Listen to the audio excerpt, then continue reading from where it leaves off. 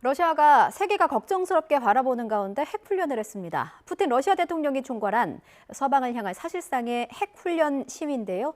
국제부 뉴스룸 연결합니다. 이승훈 기자. 네, 이승훈입니다. 먼저 러시아의 핵 시위 소식부터 정리해 보겠습니다. 네, 러시아군이 육상과 바다 그리고 공중에서 핵훈련을 했습니다.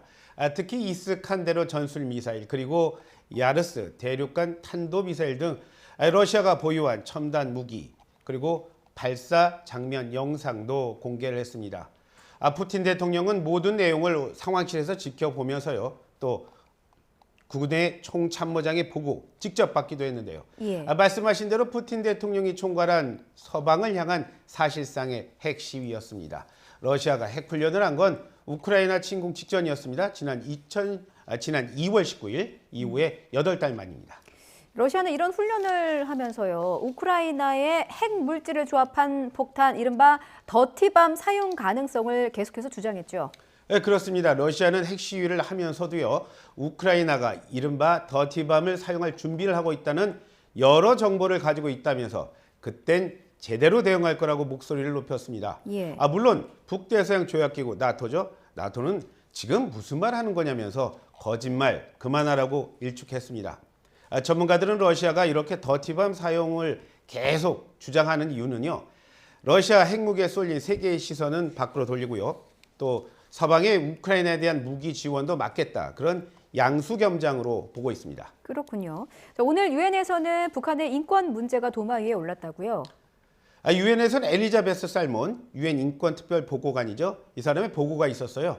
보고의 핵심은 북한이 자행한 심각한 인권 침해를 확인했고 그런 만큼 북한은 법적 책임을 져야 한다는 겁니다.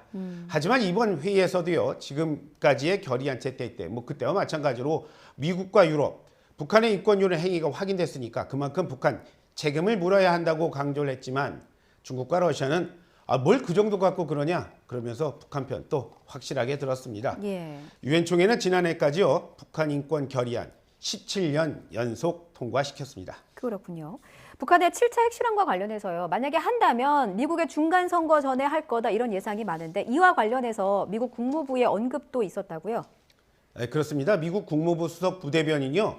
오늘 북핵 관련 브리핑을 했어요. 그 자리에서 미국 국무부는 북한의 7차 핵실험은 심각한 긴장 고조와 함께 지역 그리고 세계의 안정을 위협할 거라면서 미국은요 북한의 책임을 묻는 여러 도구를 가지고 있다 그렇게 밝혔습니다. 물론 거기서 말한 그 다양한 도구 여러 도구가 뭘 말하는지 구체적으로 설명하지는 않았지만요 한국과 미국, 일본 3국의 그 합동 군사훈련 이런 거를 살짝 언급하긴 했어요. 한미일 3국의 군사협조 말씀해 주셨는데 미국이 첨단의 군사용 드론을 일본에 배치한 게 확인이 됐죠? 정식 이름은 MQ-9이고요. 보통은 리퍼 드론 그런 이름으로 많이 불립니다.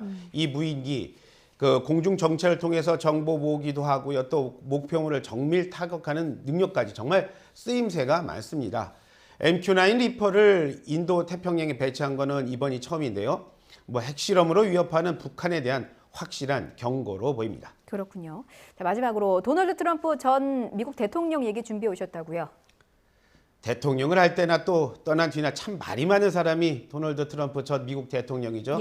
워터게이트를 특종으로 해서 이름을 널리 아닌 그 밥 우드워드 기자입니다. 이 사람과 인터뷰에서 한 말이 이번에 또 구설에 올랐습니다.